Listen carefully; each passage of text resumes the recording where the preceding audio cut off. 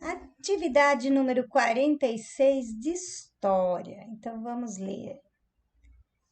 Então, primeiro tem que ler o texto e responder as questões. A importância da tradição oral nas culturas e religiosidades indígenas e afro-brasileiras.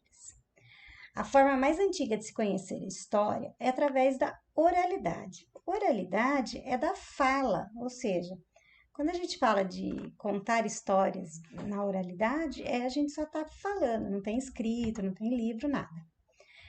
A história é ouvida pela sua avó, cuja bisavó contou-lhe que hoje sua mãe lhe conta. Talvez não tenha nenhum registro escrito. Você não irá até a sua estante, pegar um livro e ler em voz alta as histórias de centenas de anos atrás. Mas nem por isso você deixará de conhecer e encantar-se por aqueles mitos, contos, ritos e ensinamentos. Ou seja, aqui está falando que é o seguinte, que tem algumas histórias de tradições, histórias de família ou histórias que as pessoas contavam, que você não vai ter lá no livro. Como que você sabe dessa história? Por quê? Porque alguém te contou, ou às vezes sua mãe, que quem contou para ela foi, às vezes assim, ó, o bisavô que contou pro avô, que contou pro pai, que contou pra gente, entendeu? Então, são tradições que vão ser passadas de geração em geração através da fala, tá? A tradição oral, ou seja, essa tradição que a gente vai falando, né, vai contando, não se apresenta somente em formas de contos e mitos, não é só de contos fantásticos que tinha lá. Canções, rezas também fazem parte da preservação histórica de povos indígenas e afro-brasileiros. Então, tem algumas orações que os índios rezaram, sempre rezaram, as, as religiões afro-brasileiras também, né? O conhecimento de vida e da natureza dessas pessoas não só auxiliam o que procuram com dores físicas, mas também psicologicamente. E essa cura deve ser valorizada, a cura pela palavra e pela fé, a cura milenar. Então, os índios, principalmente os índios, por que os índios? Porque eles viviam mais em contato com a natureza. Então, ele tinha essas tradições de curar através de palavras, através de histórias, através de plantas. Tudo isso tem que ser valorizado, porque vem de uma cultura milenar. Ou a cultura, né, a medicina chinesa, por exemplo, nossa, ela muito antes do Brasil ser descoberto. E eles têm nessa cultura essa medicina, esse tipo de medicina não é com remédios, são com coisas naturais, tem meditação, tem mantras que fica falando para até se convencer, chás, ervas, alimentação. Então, é um tipo de cultura também, né? Hoje, na chinesa, tem bastante livros sobre isso, tá? Mas muito foi passado aí oralmente. É através da oralidade que povos constroem a sua cultura. É através da palavra de um indivíduo se torna capaz de construir sua identidade cultural. Então, é através da palavra que alguém consegue ter a sua própria cultura, os seus costumes, as suas crenças. Vocês também não são assim? A gente também. O que acontece? Por que vocês têm o tipo de educação que vocês têm? Por que vocês têm essas posturas, o jeito de ser? Porque muito vem do que a gente é ensinado. E a gente é ensinado por quem? Pelos nossos ancestrais, né? Então, lá as primeiras gerações foram ensinando aí e a forma como a gente, né, como a gente é criado, como a gente cresce, determina. Então, a nossa identidade cultural, ou seja, quem nós somos, depende de tudo que a gente foi escutando, foi aprendendo e foi vivenciando ao longo da vida, né?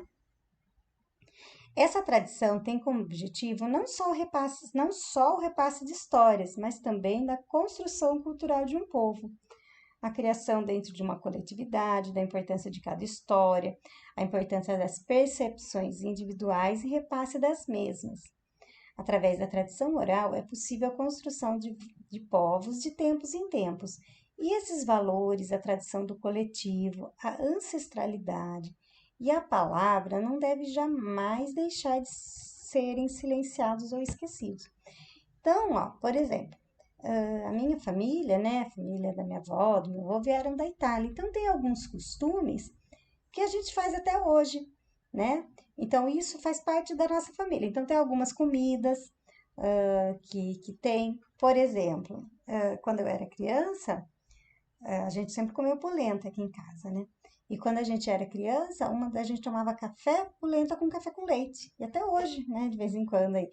Eu já não tomo muito, mas meu tio esses dias estava comentando que ele, quando faz polenta, no outro dia, o que ele faz? Ele acorda cedo, coloca a polenta com café com leite, né? Daí você fala assim, nossa, para algumas pessoas isso é muito nojento, isso é ruim, né? A pessoa não gosta.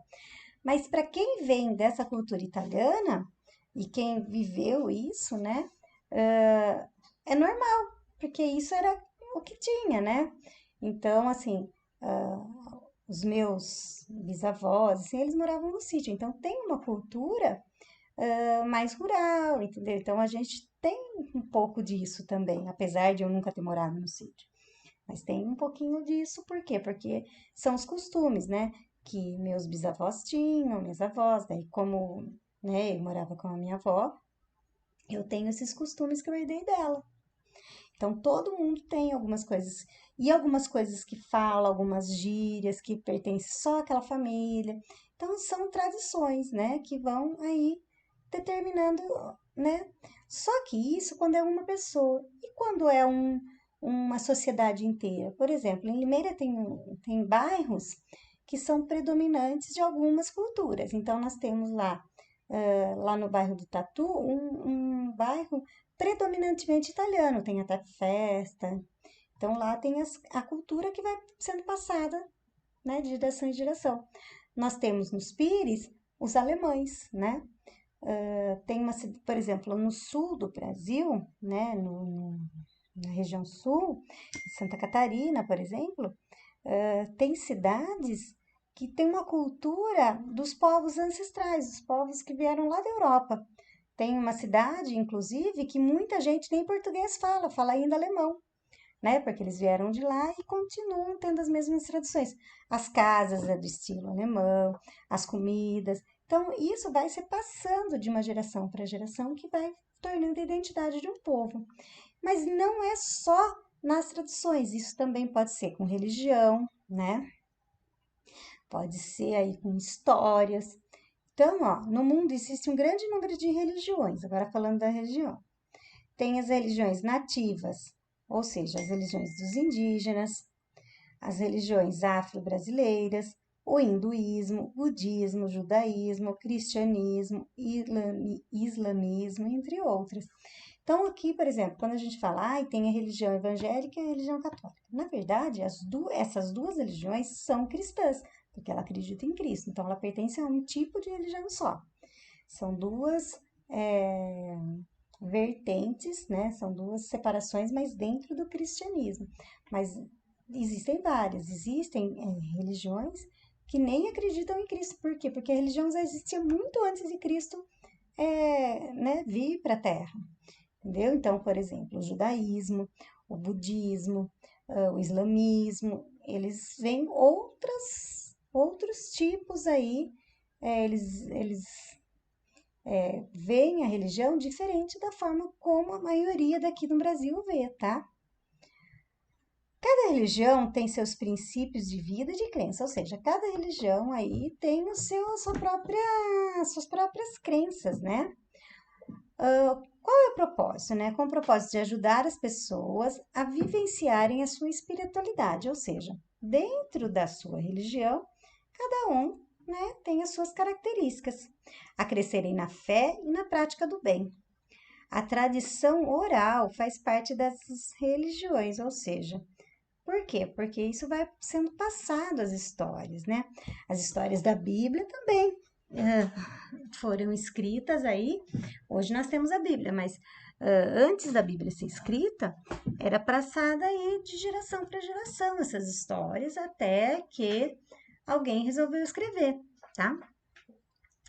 Depois nós temos aí as perguntinhas para responder. Em nosso município existem diferentes religiões, então tem várias religiões, várias igrejas ou grupos religiosos. Escreva o nome de alguns que vocês conhecem. Então, escreve aí os grupos que vocês conhecem. Depois dessa 2, tem lá no texto. Qual é a forma mais antiga de se conhecer histórias? Está lá no comecinho do texto. E qual a importância da oralidade para a tradição dos povos? Então, qual a importância de se contar essas histórias orais para que se mantenha essa tradição? Por que é importante isso? E respondendo essas 3 perguntas, aí nós terminamos. Lembrando que essas perguntas aí são só 2 que está lá no texto, mas a 1 e a 3 é aquilo que você entendeu sobre o texto, aquilo que você acha dentro da sua opinião, ok? E essa é a nossa atividade número 46 de História.